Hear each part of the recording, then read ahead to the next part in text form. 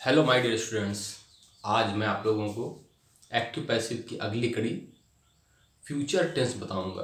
देखिए, future tense में दो प्रकार के टेंसों में पैसिव वॉइस बनती है। जैसे एक होता है फ्यूचर इंडेफिनिट टेंस, दूसरा होता है फ्यूचर परफेक्ट टेंस। तो फ्यूचर इंडेफिनिट टेंस की जो पैसिव वॉइस बनती है उसको किस प्रकार से बनाते हैं। देखिए, फ्यूचर इंडेफिनिट टेंस के पहले हिंदी सेंटेंसेस को आप समझिए। फ्यूचर इंडेफिनिट टेंस के हिंदी सेंटेंसेस के वाक्य के अंत में आएगा, जाएगा, उठेगा, बैठेगा, इस तरीके के शब्द आते हैं और इसमें विल या शैल का प्रयोग सहायक क्रिया के रूप में होता है। आई और वी के साथ शैल का प्रयोग होता है और बाकी अदर जितने भी हैं सारे सब्जेक्ट्स उनके साथ विल का प्रयोग होता है। ठीक है। जैसे कोई सब्जेक्ट हम यहाँ लिख रहे हैं, कोई सेंटेंस लिख रहे हैं, उसी सेंटेंस को पैसिव वॉइस में हमें बदलना है। देखिए, जैसे आ जाए वह, इंग्लिश पे देखिए, he will write a letter. He will write a letter. जब हम इसकी पैसिव वॉइस बनाएंगे तो हमें ये करना है कि जो ऑब्जेक्ट है इसको पहले ले आना है। ऑब्जेक्ट अ लेटर यहां लिख देंगे अ लेटर, और विल या शैल जो भी है इन सब के साथ हम बी का प्रयोग कर देते हैं। A letter will be. Write की थर्ड फॉर्म होती है written by him. he will write a letter, a letter will be written by him। दूसरा देखिए, आ जाए मैं, I fly a, I will not, I will, I shall not, I shall not fly a kite. I shall not fly a kite. देखिए, I के साथ शैल का प्रयोग होता है, हमने बताया इसके पहले। लेकिन जब हम इधर से, इस साइड से, ऑब्जेक्ट के साइड से हम पहले आते हैं, मतलब यहां लिखे हम a kite,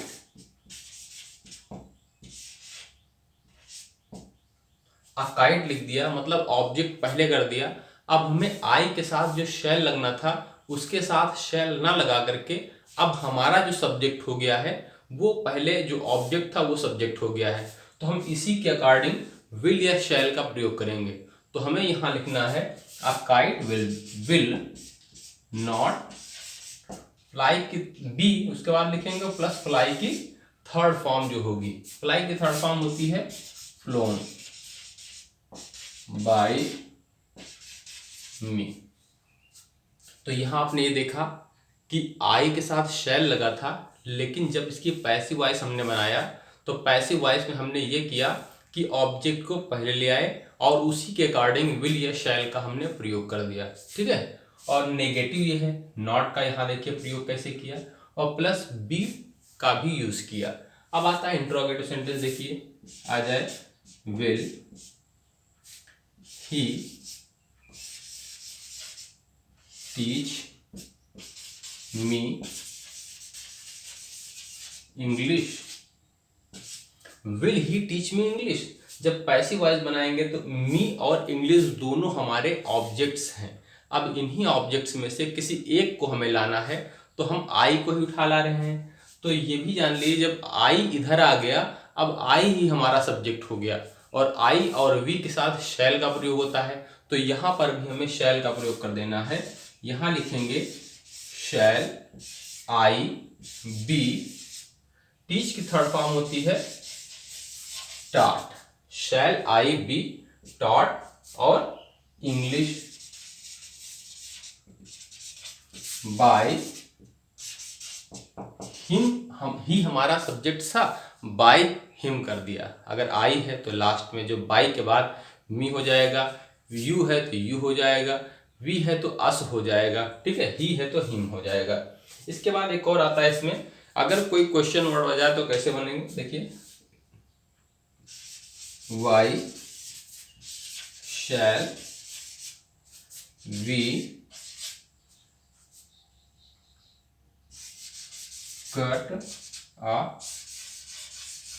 tree. Why shall we cut a tree.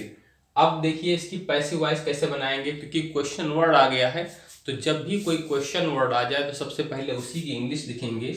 हमें यहां लिखना है why will a tree be cut by अस।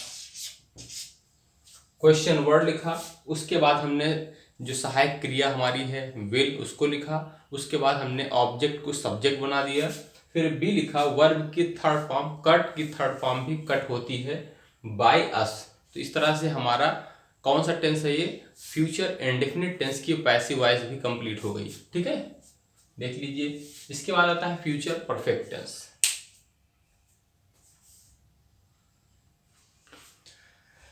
देखिए अगला टेंस जो आता है आपका वो आता है future perfect tense. Future perfect tense की पहचान होती है कि वाक्य के अंत में चुका होगा, चुकी होगी, चुके होंगे आदि शब्द आते हैं।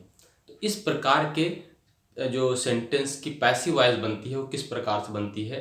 देखिए सबसे पहले हमें इसके एक्टिव वॉइस को समझना होगा कि इसका स्ट्रक्चर क्या होता है।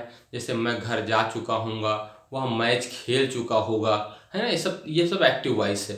जब पैसिव वॉइस बनाएंगे तो मैच उसके द्वारा खेला जा चुका होगा। इस प्रकार से हम पैसिव वॉइस बनाते हैं। जैसे कोई सेंटेंस यहाँ लिख दें, he will play the match. He will play the match. He will play the match. जब पैसिव वॉइस बनाएंगे ही विल हैव, देखिए एक्टिव वॉइस हमने लिख दिया। अगर हम पैसिव बदलना है तो हम यहाँ लिखेंगे ही विल हैव प्लेड द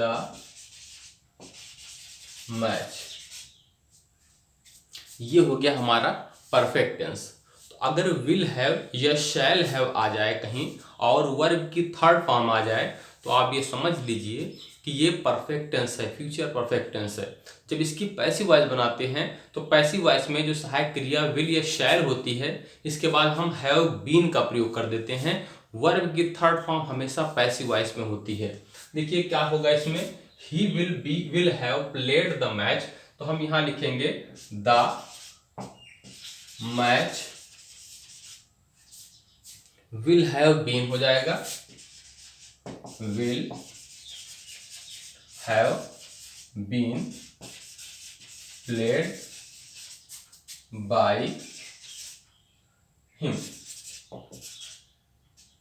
ठीक है, the match will have been played by him. दूसरा देख लीजिए, आज I shell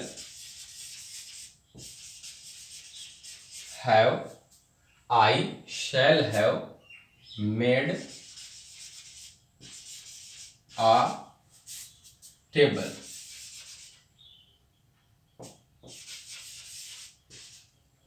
I shall not, यहां लिख लीजिए, नेगेटिव कर लीजिए इसको, I shall not have made a table। जब इसकी पैसिव वॉइस बनाएंगे तो इसको भी वैसे ही करेंगे हम। आ टेबल को पहले ले आएंगे, यहां लिखेंगे आ टेबल। शैल या विल लिखा हुआ था, मतलब शैल लिखा था, अब हमें क्या करना है, विल कर देना है। और विल के साथ भी हैव बीन का प्रयोग करना है। और यहाँ पर ये करना है आपको, नेगेटिव है तो नेगेटिव में हम क्या करेंगे, विल या शैल के बाद नॉट का प्रयोग कर देंगे। तो a table will not have been made by me. दूसरा देखिए,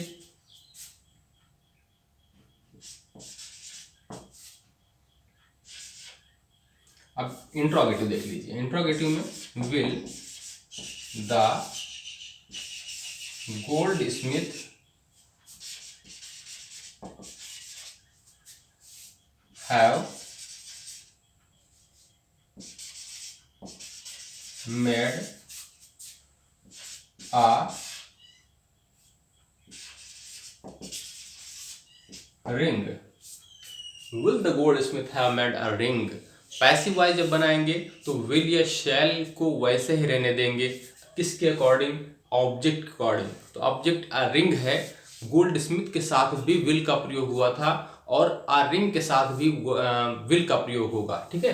तो विल वैसे ही रहेगा यहाँ, विल आ रिंग। उसके बाद हैव वैसे ही रहेगा यहाँ, हैव, लेकिन इसके साथ बीन लग जाएगा, विल हैव बीन। वर्ब की third form already written, made by the gold Smith.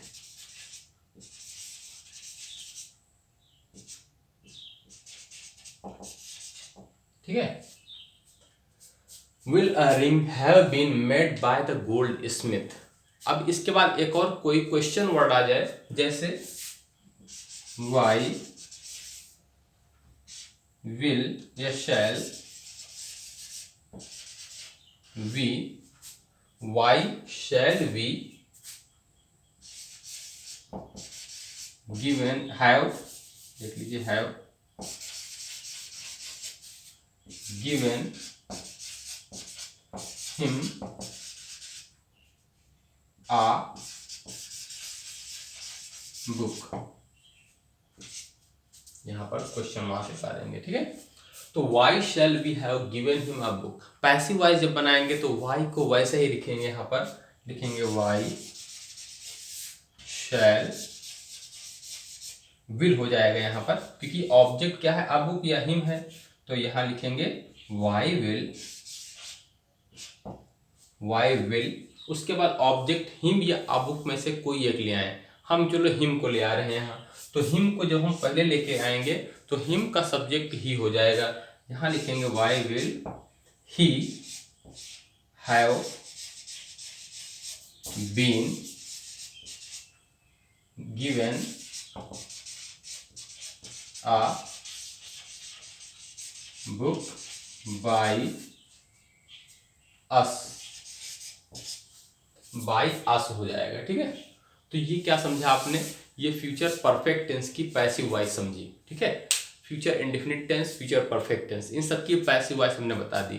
तो ये आपका पैसिव वॉइस का जो सेक्शन है और मतलब टेंसेस में ये समाप्त हो गया। अब इसके बाद एक्स्ट्रा जितने भी आए उन सबको हम बताएंगे कि कैसे और सबका प्रयोग होता है ना। तो पहले इसको आप अच्छे से तैयारी कीजिए, हम नेक्स्ट टॉपिक पर, पैसिव वॉइस अभी चलेगा कुछ दिन, इन सभी टॉपिक पर जितने भी पैसिव वॉइसेस होते हैं सभी पैसिव वॉइस को मैं आपको बहुत अच्छे से तैयार करवाऊंगा। तो ये पहले आप तैयार कीजिए, कौन सा है ये टेंसेज में जितने पैसिव वॉइस बनते हैं, normal type of passive voice है, इसको तैयार कीजिए। Thank you.